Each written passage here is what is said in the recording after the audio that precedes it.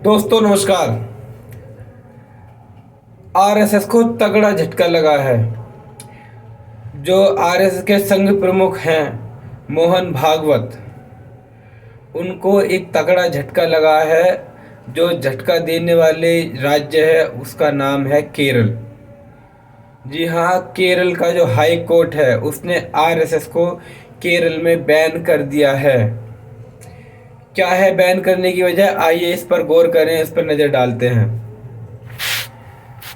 बात अगर की जाए केरल की जो बैन करने की जो खबर है, वह बैन इसलिए कर दी गई है। आरएसएस को केरल में बैन इसलिए कर दिया है क्योंकि पता चला है कि आरएसएस जो है यह दंगा भड़काने के लिए धार्मिक स्थलों को अपने कब्जे में लेने की कोशिश और जो असंवैधानिक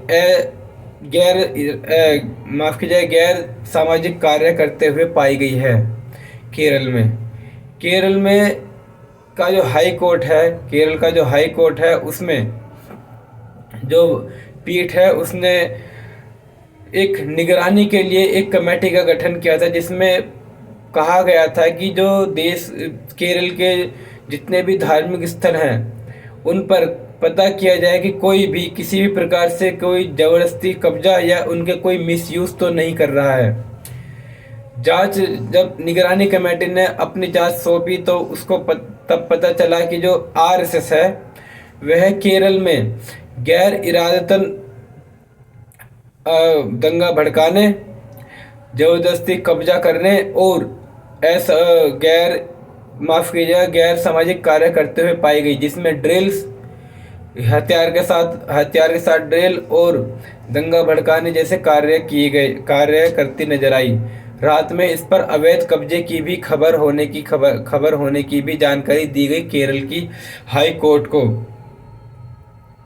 जहां एक तरफ संघ प्रमुख मोहन भागवत आरएसएस को और जो बीजेपी है उसको मजबूती प्रदान करने के लिए उनको निर्देश दे रहे हैं, उन्हें जो एडवाइजरी जारी कर रहे हैं, और दूसरी तरफ उनको ऐसा झटका जो केरल की हाई कोर्ट ने दिया, यह एक जो है बड़ा झटका, बड़ा जो है एक रिस्क के तौर पर देखा जा रहा है आरएस को केरल में। क्योंकि केरल यह पहला मामला नहीं है, 2016 से ऐसे मामले आ रहे हैं।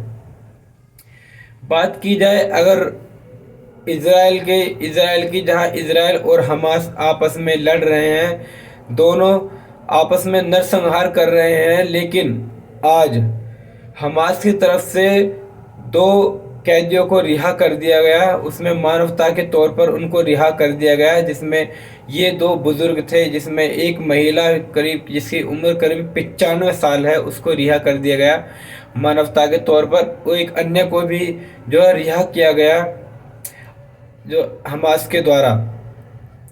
इस पर लगातार दोनों आपस में एक दूसरे पर हमला कर रहे हैं, नरसंहार इसमें बहुत ज़्यादा हो रहा है। अब तक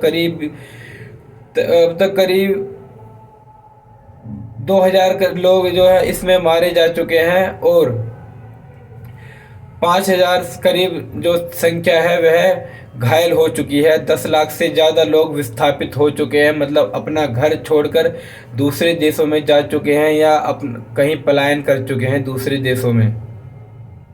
हालांकि मणिपुर को भी जलते हुए 5 महीने से ज़्यादा हो गए हैं, जिस पर डेली कोई ना कोई वीडियोस या वायरल शॉर्ट्स या वायरल वीडियो क्लिप निकल ही जाती है या वायरल हो जाती है। आज मणिपुर के जो मुख्यमंत्री हैं उन्होंने एक विवादित बयान देते हुए कहा कि जो बाहरी घुसपैठिए हैं, जो बाहरी हैं, उनको देश में या मणिपुर के जो राज्य है उसमें बर्दाश्त नहीं किया जाएगा, उसमें जो कबूल नहीं किया जाएगा। जो मणिपुर के मुख्यमंत्री हैं, सीएम के द्वारा ऐसा बयान दिया गया है। सीएम की जो घुसपैठिए है, सीएम के द्वारा कहा गया जो घुसपैठिए है उनको जो सीमा में कतई बर्दाश्त नहीं किया जाएगा। बाहरी घुसपैठिए सीमा के अंदर बर्दाश्त नहीं किए जाएंगे।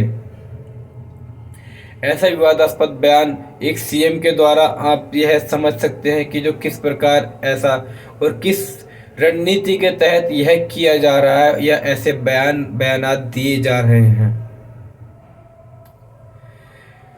एक और खबर सामने आई जिसमें यह घटना बहुत ही मतलब एक चिंताजनक है और एक शॉकिंग न्यूज़ भी आपको बता दें कि जो लखनऊ है, बात करें अगर यूपी की, तो जिसमें मेरठ में एक अस्पताल में एक बच्चा जिसका अंगूठा घास काटने वाले जो गंडासा कटर होता है उससे कट गया। अंगूठा कटने पर जो उसके माता पिता हैं वह उसको अस्पताल लेकर गए, करीब 2-3 जने उसके साथ में गए, उनको अस्पताल लेकर जाया गया उस बच्चे को। लेकिन जो अस्पताल के कर्मचारी हैं, जो डॉक्टर्स हैं, उन्होंने उसका इलाज नहीं किया। उसका जो बच्चे का माफ़ कीजिए, जो बच्चे का अंगूठा है वह कटर से कट गया था, उसके घास काटने वाले ब्लेड से कट गया था, जिस पर उससे लगातार खून बह रहा था। बच्चा तड़पता रहा लेकिन उसको डॉक्टर्स के द्वारा ट्रीटमेंट नहीं दिया गया।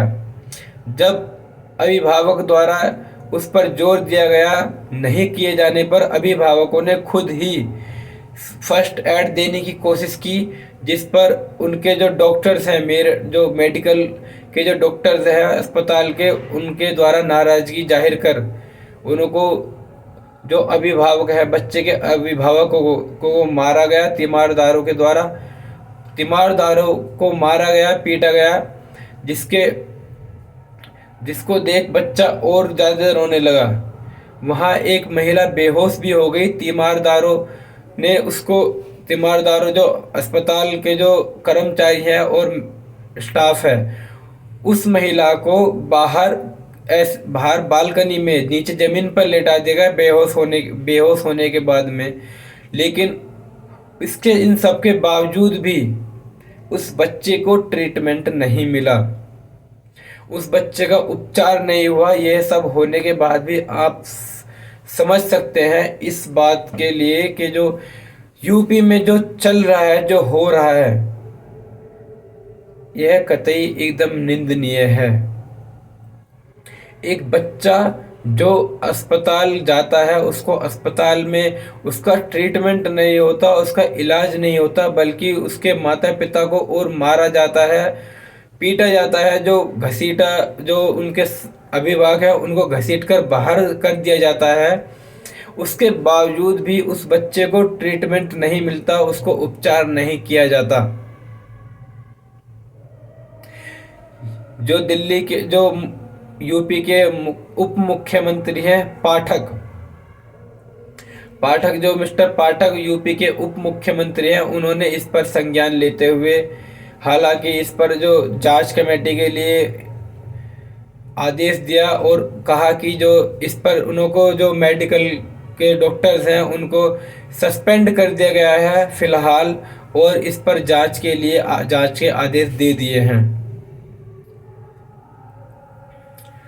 कांग्रेस ने इसको आड़े हाथों लेते हुए कहा, और जो बीजेपी के जो मुख्यमंत्री हैं, उप मुख्यमंत्री हैं, ऐसा पहली बार है कि जो यूपी में 2 उप मुख्यमंत्री हैं, 2 उप मुख्यमंत्री हैं यूपी में, और एक मुख्यमंत्री है, सीएम श्री योगी आदित्यनाथ जी। 3 कार्यवाहक होते हुए भी ऐसा प्रशासन और ऐसी जो घटनाएं सामने आ रही हैं, ये बिल्कुल निंदनीय है। इस पर आपकी क्या राय है, हमें कमेंट बॉक्स में बताएं। हमारे चैनल को सब्सक्राइब करें। नमस्कार, जय हिंद।